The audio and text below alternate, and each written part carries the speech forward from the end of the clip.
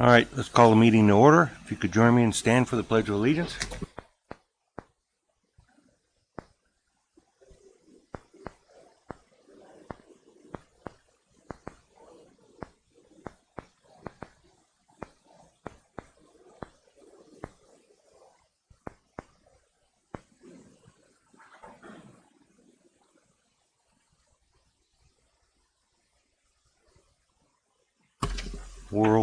We will start with the oath of office for Jeffrey Schiffer, Councilman, to finish out the term of Ryan Wilkins.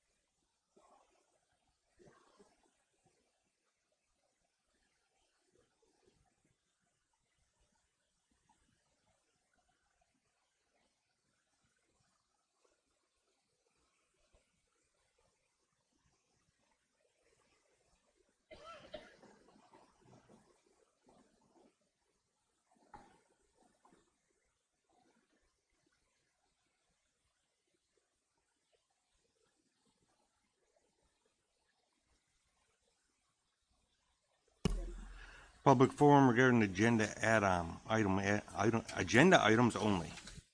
Are there any add-ons?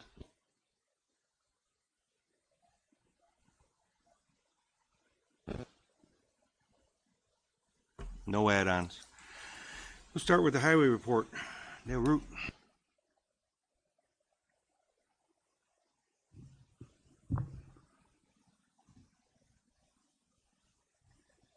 Good evening, and what a lovely day it was in February. An update on a few things. As far as the water project for 31A, due to high costs of engineering compliance, the project is at a standstill. With the new year starting, I'm asking the board working with me on purchasing of a new plow truck. We have 5 trucks now. The oldest is a 2000, which is the spare with 142,000 miles. We had to install a new trunnion last fall at a cost of about $6,000. In 2000, we have a 2004 with 115,000. We needed a starter, clutch, and radiator. Took a cost of about $5,000.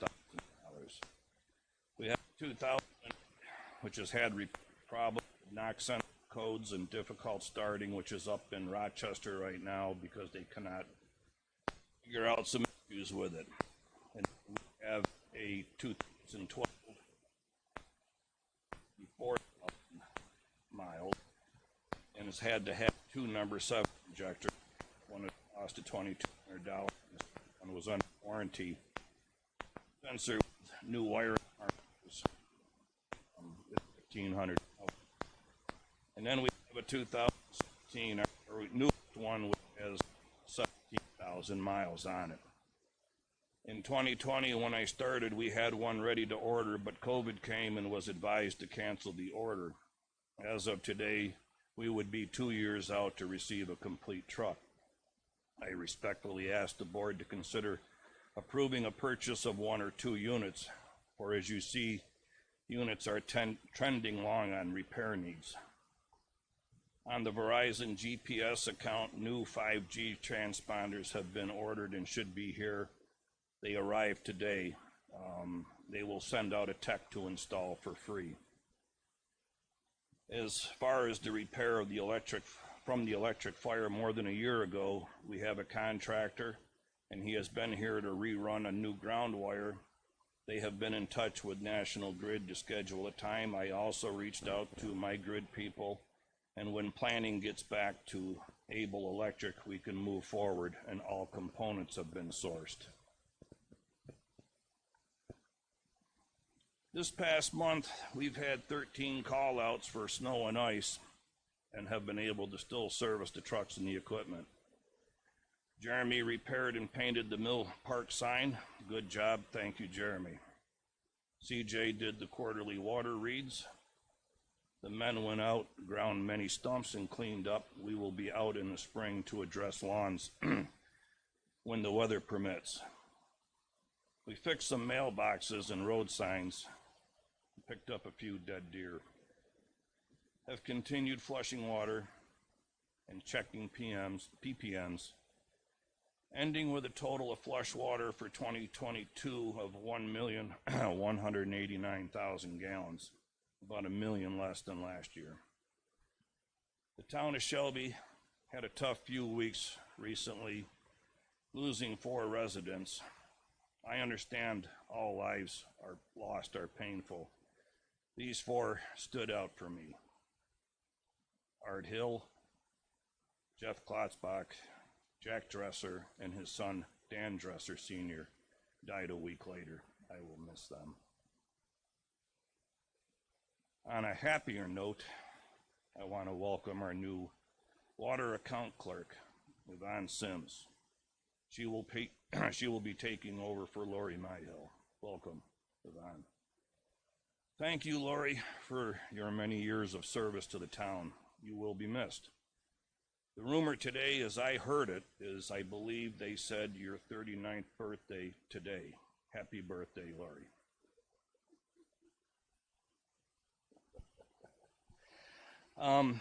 Welcome, Jeff. Good luck. I will end it here with the constant stacking of e-waste. Thank you.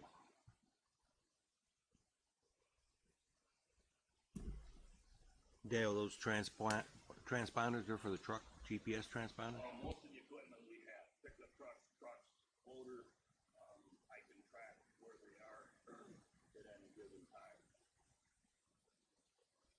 That's what the transponders are for, those GPS Yes, tracks? it also keeps track of tire hours, miles, and other technical stuff.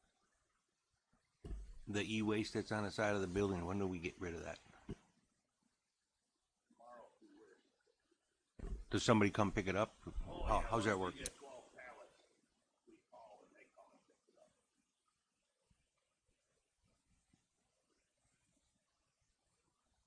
Unless you want to be done collecting it, I'm with you. All right, the assessor's report. Never have anything funny to say. So this is the last call for exemption renewals. So Senator Ort sent out a mailing for anyone who would be turning 65 this year. So if that's anyone and you don't have the enhanced star, then you need to come see me before March 1st. Other than that, Julie and I have just been busy with the update and poking along with that.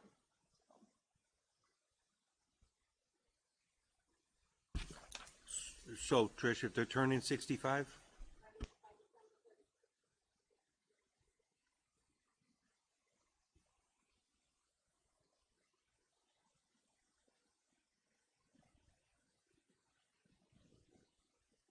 The planning board report. Mr. Kirk? As you remember, last month I came before you with a sign permit for CarQuest coming in up at Value Plaza. Being of the size, it went up to ZBA for a variance. Well, ZBA turned down. Our last meeting, we met with the applicant, and lo and behold, he comes in with a corporate sign. The corporate says this is what you're going to be putting up, which is a lot smaller and it's gonna go to the ZBA for a small, what do you say, about 6-foot area variance, and hopefully that will go through and they'll be done. And that's it. Thank you. Zoning, zoning report.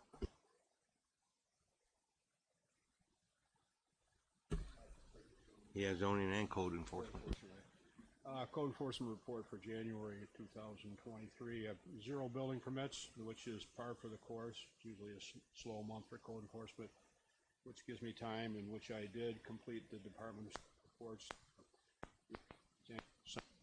for construction activities, which we are doing annually. I closed out 4 permits for 2002 with final inspections. Clerk said I received 2 area variance applications, one for the sign at CarQuest and one for a side setback variance of a gentleman on Ryan Road. They're going to be looked at again next month because the zoning board turned down the one variance because it was too large. And I've had several phone call inquiries concerning my eventual replacement as code enforcement officer. And what I've done is actually I've deferred that application process to the board and to the application process, which I'm not part of. So that's it. Thank you. Thanks, Dan.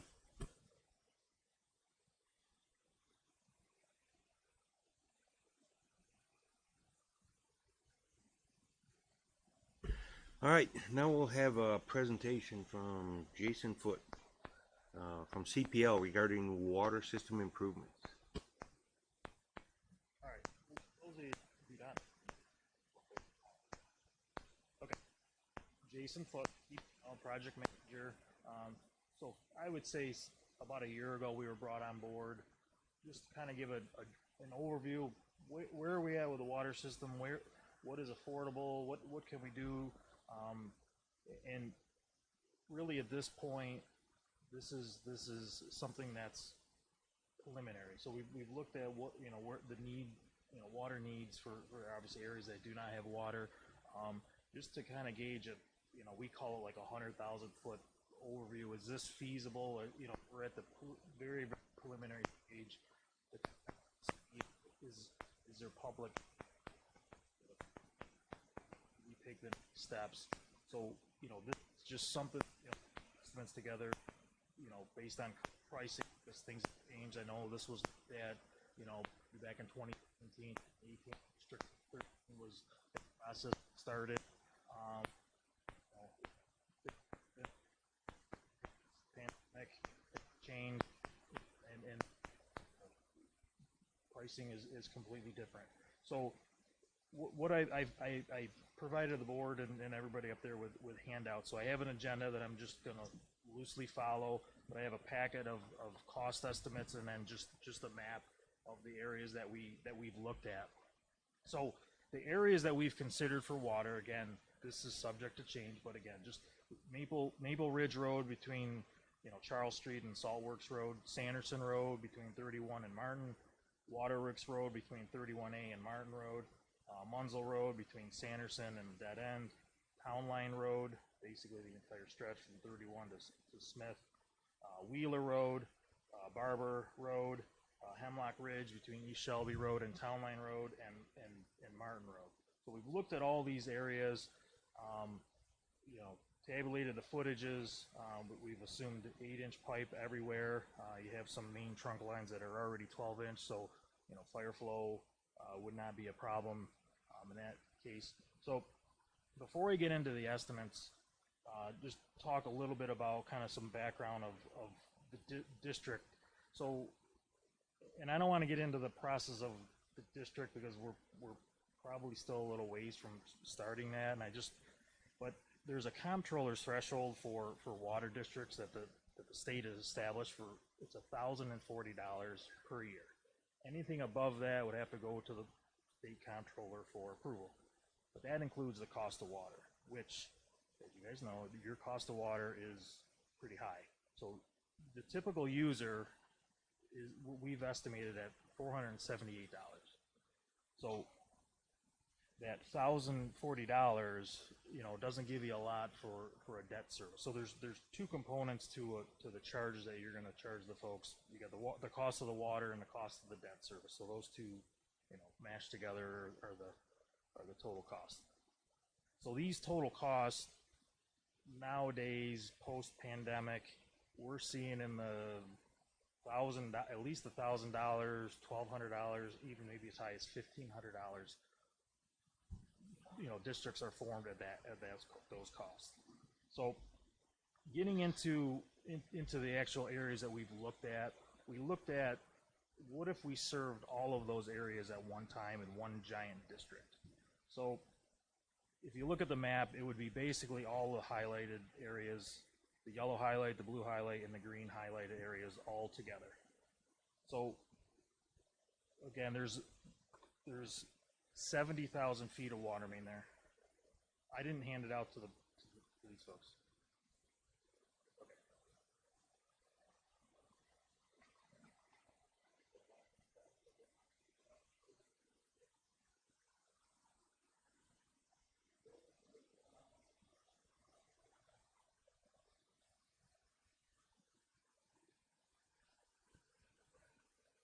So we looked at it as a whole. What 70,000 foot water project. Now the key to this is the linear foot cost. We've, based on what we've seen on other projects, we're at a linear foot cost overall of $125. When this was looked at in 2017, so I had the estimate from the old engineer, it was $45. $125. That's construction plus your soft costs. So because of the uncertainties moving forward with the pandemic, inflation, delivery delays of materials, we're still struggling with that. We've included on our estimates a 15% contingency. Maybe a little conservative, but by the time these districts get built, it's going to be 2, 3, maybe 4 years down the road. I don't know what's going to happen. So just going into these estimates, I'm trying to be a little conservative. I don't want to tell you guys best case scenario all the time. Because what we've seen with other projects that have gone on now, don't expect it. There's high demand for contractors and low supply, and it's the exact opposite of what you need for good pricing. So we're not seeing the greatest pricing nowadays, but again, we're here to help. I'm here to figure out what we need to do to move this along. So ultimately, if we did the entire District 13 that was looked at before, plus I added Munzel Road in there and Waterworks, it's almost a $12 million project. And to make it affordable, and when I say affordable, I go back to the comptroller's threshold of $1,040 a year, but I said, well, what if I just have target charges of $1,500 and $1,200? I mean, at some point, these districts are just sometimes just unaffordable. But just to, so the second sheet of the packet that I provided, it's actually on the first sheet, the first sheet with the pink and the orange and the gray. And sorry, folks, that you don't have this to see, but that first row of all of the areas, it's basically a $12 million project. Without any grants, it's $6,700, $6,600 per EDU. To make it affordable to a $1,500 a year charge, you would need $10 million of grant money on a $12 million project. So just, it's not impossible. That's a lot of grant money, and it's $1.5 million or $10.5 million for $1,200, and almost $11 million just to get it to the comptroller's threshold. What's an EDU? So an EDU, yes, equivalent dwelling unit, basically one whole household. So there's 86 houses in that entire area that I looked at. Now there could be some vacant parcels that I did not count. So I think if you're going to move forward and do a formal report for this project, you would do a little closer count. And again, I think the exercise of what I'm doing here now is really just big picture, just to give you kind of an order of magnitude of what we're looking at. I mean, maybe the project ends up being $11 million, but you're still going to need quite a bit of grant money. Really, in these target charges are really just what's affordable to the residents, and that's what it really boils down to. Either way, there's quite a bit of grant money that you would need. Then I trying to tackle it as a big project, likelihood that you get $10 million grant money from whether it's rural or some other agency is probably not going to happen all at one time. That's quite a big ask. So I looked at, I think the best approach would be to split it up. And whether it's multiple districts, phases, however we want to say it, and move forward in a piecemeal approach. And just kind of tackle them in smaller pieces. Maybe it's based on need, you know, something like that. And again, I don't want to bore you with numbers, but you know, if we break it into smaller pieces, you know, again, I just said, okay, part one, we're going to call part one, we'll do Maple Ridge Road, Sanderson Waterworks, Munzel, and part of Martin. And I just carved that area out. There's 36 EDUs in there. There's about 26,000 feet of water main, you know, and that's about a $4.5 million project. To make it affordable in the, you know, $1,500 to $1,200 per EDU range, you know, $3.8 million.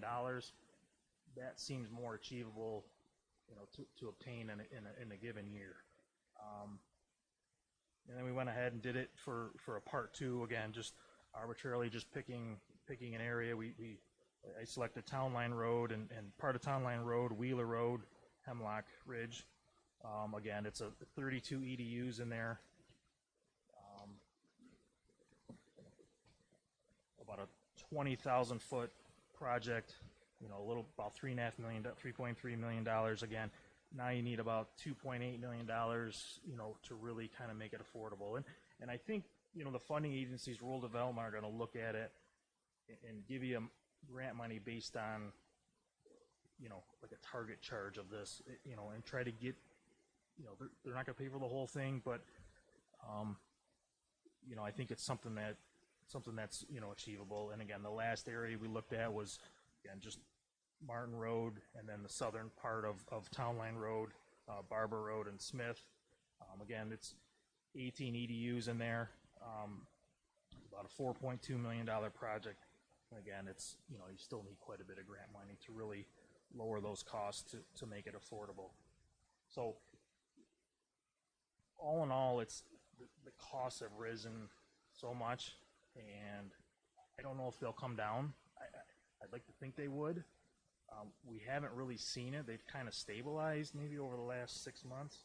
You know, what we see for unit prices on other projects.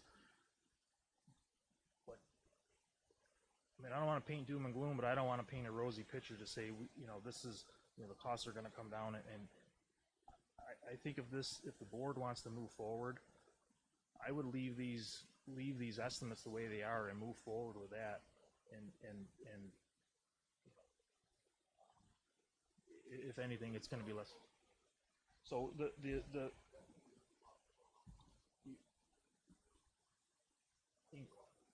it does include the water bill. So the water bill is the $478. So if it's the $1,500, it's about you'd have about $1,000 debt service to that. So with the grants, $1,500 a year per household estimate for water.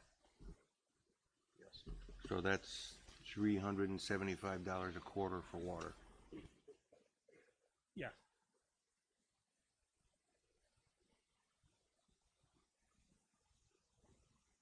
Yeah, that's if the village doesn't increase our water again. Yeah, and we, you know, so I used I mean, it's almost $8, $7.97 per thousand for your water. So, you know, the cost of water is pretty high. So, I mean, that limits you on, you know, what you can spend for debt service. But you know, at this level, it was really, I wanted to just kind of order of magnitude of the size. And again, you know, the parts and the pieces and how we divide this up, I mean, that can be determined, you know, that's to be determined. You know, I left out County Line Road. I mean, there's a few, you know, folks on that road. Again, not knowing where the need is, you know, that would be another road that we could consider. So it's really to prioritize it. If there's a certain area, and I talked to this lady over here, and she's on Town Line Road and near Pask or Wheeler, you know, there's probably other folks in the town that have equal needs, and you know, I know there was some traction before with District 13. I think it was a petition. I just found out there was a petition that was circulated to start the process. So some stuff is, you know, with a different engineer, but some stuff has kind of been in the works. You know, I'm kind of picking things up here midstream, but maybe we take a step back and look and prioritize and really identify the areas that need it and maybe tackle those first. But I think it's smaller projects. And we can put it together as a giant report and submit it to the funding agencies, but I think you'd be a better candidate with smaller, you know, more manageable grant amounts per year, because, you know, the state, you know, rural development in New York State, you know, that would deplete their entire, you know, grant amount that they would get from the federal government. I mean, that would be a huge chunk. So, you know, they probably want to help a lot of different people. So I think, you know, phasing it, and I did it in 3 phases. Maybe it's in 4, maybe it's in 2. We can look at it a little closer, but, you know, at this point, I think the board should be prepared to, you know, that the residents are going to pay. You know, the days of the $600-700, you know, districts are over. I mean, those, you know, it's just not happening now. So, but I just want to, you know, other stuff, and I'll obviously leave this with you, and if, you know, I'll leave my cards. If you guys have questions, you know, I'll certainly answer them. But there are other funding avenues out there. USDA rural development would be, you know, I think every district that the town has done so far has probably been funded through rural development. There's also New York State EFC. They have WIA grants. They also have, so the federal government passed the bipartisan infrastructure law, the bill. So they'll be funneling, hopefully, government's funneling more money through some of the existing programs, through the state programs. So there may be more money available. And then another one is community development block grant. And again, the good thing is the town of Shelby is qualifies for, you know, and qualify for poverty. So you should be able to get really low interest rates, loans, and, you know, qualify for like community development block grants through, you know, through those programs. 5-minute spiel. I don't want to get too detailed. I think at this point there probably needs to be a more formal step to prepare a report. So a map planner report and public informational meetings with, you know, clear lines of where the district would be, you know, based on however we're going to split it up. I mean, that's probably to the point where we're at. You know, looking at it, not knowing where the need is, you know, I could be way off base again. This was just, you know, just something I just came up with. So, here for questions, I guess, at this point. No, that's good to know. I mean, Yeah, I saw the 2017 costs, and they're nowhere near what this is. It's a good estimate. It just all depends on how much grant money we can get. Correct. That's what it boils down to. But the town of Shelby is in the same boat as the town of whatever. I mean, the projects that we've had, you know, that are, you know, already in progress, those have gone over, you know, over budget. So now the communities are going back for more money. So going back to the rural development to see if they can get more money to lower the cost. It's just unprecedented times as far as trying to complete projects. is what it is. But we're getting through it, and I think you'll see maybe some of the criteria changes. Have to. The formulas that they have now to fund projects won't work because just the costs have risen so much. So they realize that, but you know, they're maybe a little slow to react. But USDA Rural Development is great. They'll work with us. You know, we work with them guys all the time, so we can phase this, figure out a way to, you know, to phase these projects. I did a town of Elk, and we had looked at this. This was years ago. Looked at what were we going to serve the entire town. And we went to rural development and we said, "Here's our problem. What we want to serve. We need a bunch of grant money." And at the time, they were giving out, you know, small grants of $750 or $1 million, and that we didn't want to do it in little pieces. Worked with that guys, and they funded it as an entire district all at one time. That they did it that way, and now again, it's we need to be a little more formal. We need to get a report, map report, get concrete, you know, estimate, and grant writer. I mean, use Municipal Solutions. They're wonderful. Let's look at getting an application in and start the next project.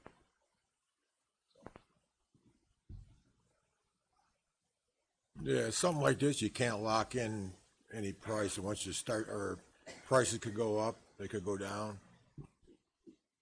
You know, and you know, districts that were formed years ago that were done in, you know, just prior to the pandemic, you know, the pricing was down here. Now they bid them, and now they're, you know, twice as much, or, you know, 2.5 times as much.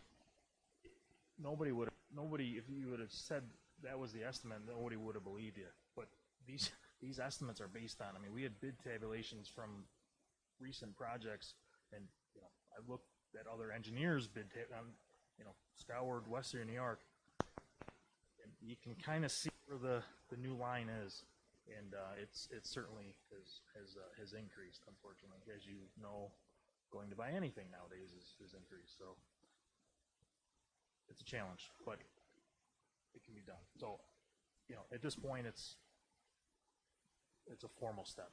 It's probably, you know, looking at public informational meetings and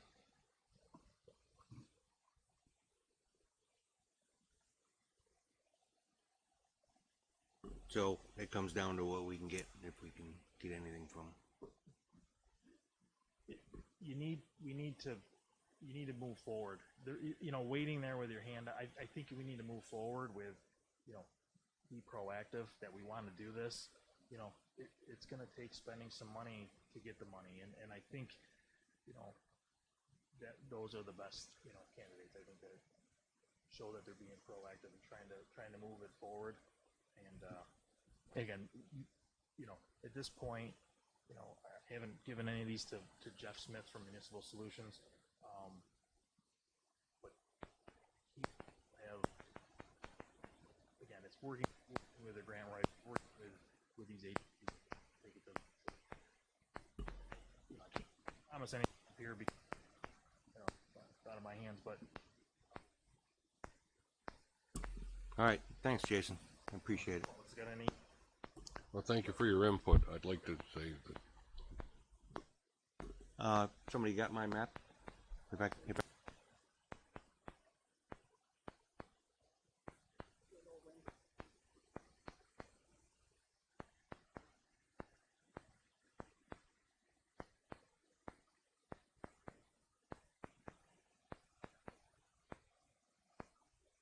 Alrighty, on to resolutions.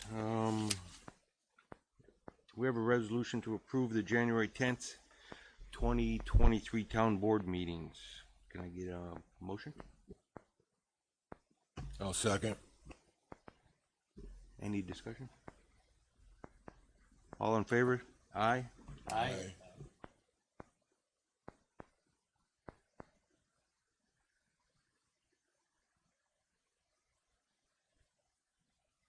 Next resolution to approve the February 7th, 2023 special meeting minutes.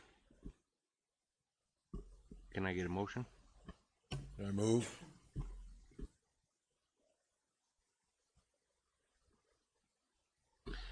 All in favor? Aye. Aye.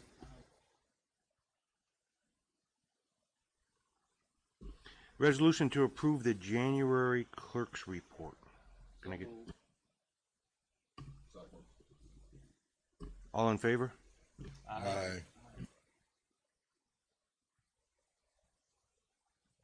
Resolution to approve to pay the claims against the town.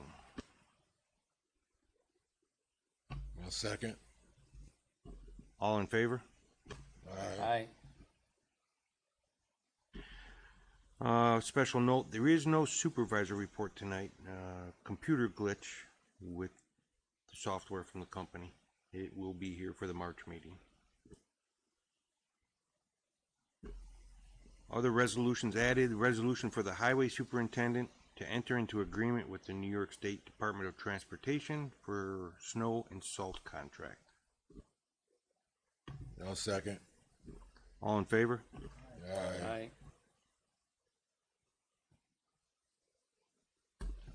Resolution to appoint Yvonne Sims as part-time water clerk. A second. I'll second. All in favor? Aye.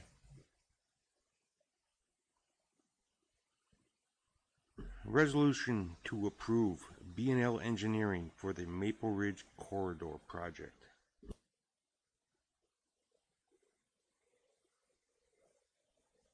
All in favor? Aye. Last resolution to appoint Ed Grabowski as the town justice effective June 1st, 2023, to finish out the term of Don Kepler. I'll second. All in favor? Aye.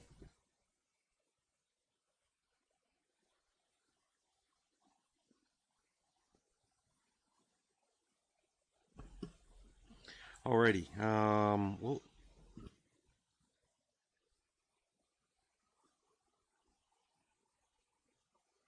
right, let's open up board comments. Nope. I'd just like to congratulate the Village of Medina for getting that $4.5 million grant. I wish it was coming to us. Congratulations, Village of Medina.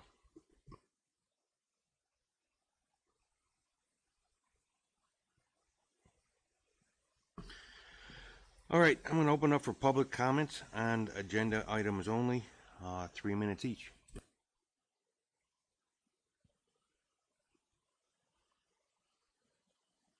Andrea Walton, I'm from the Maple Ridge section of this water project.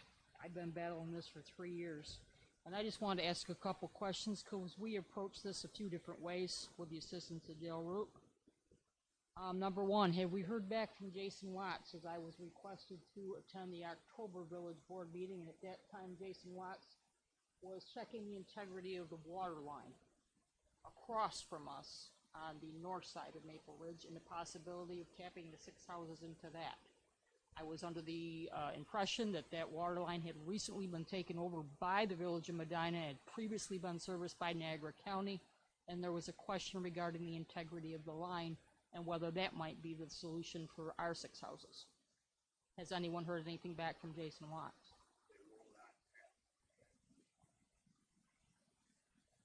Okay. Prior to that, we discussed the possibility that some of the farmers on Saltworks Road needed additional water and that it could possibly be added to that through a different type of grant. Did that also go nowhere? Thank you. Thank you.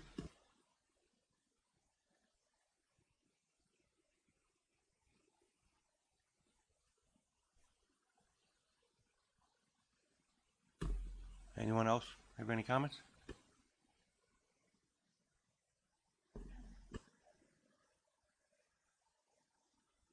My name is Carrie Cronkite. I'm one of those people. Sorry. My name is Carrie Cronkite. Those people that are affected. I know it's a big project, and I know that want to take it on. But for people living, it's horrible. Not having the do washer.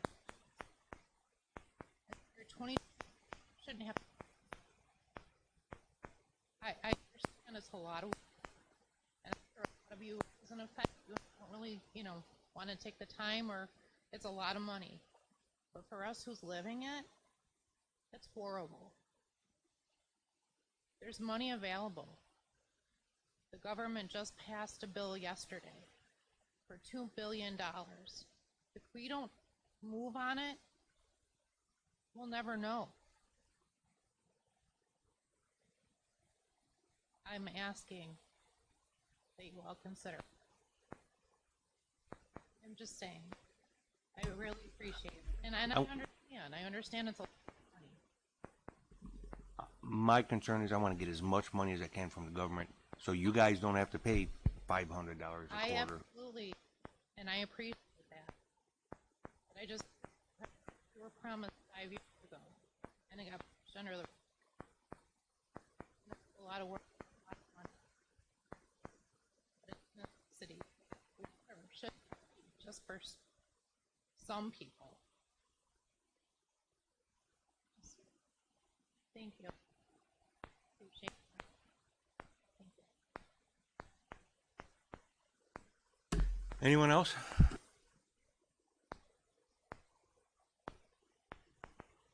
I will also speak on the water. We do not have water still. It's going on since the end of August. We are transporting water from our daughter's house on Ryan Road. In the back of a van, we have a plastic tub, a transporting tub, that gets water from her house. My husband brings it home.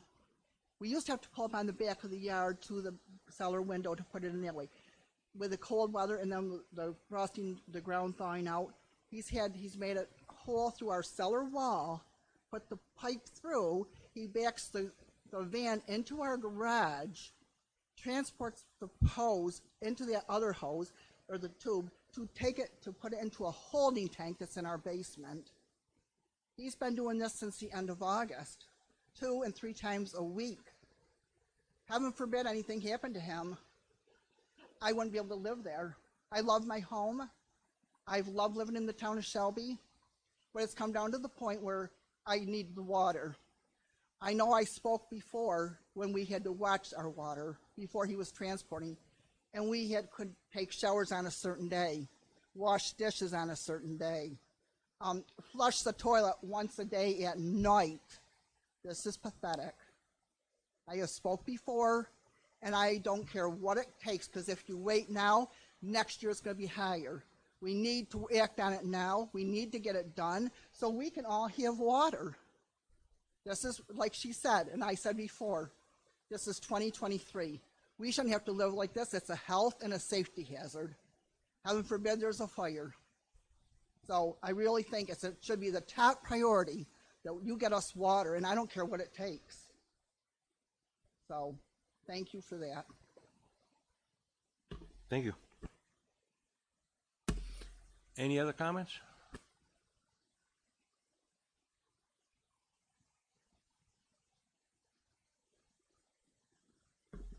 Can I get a motion to adjourn? I'll second. All right, we're adjourned. Thanks, everyone.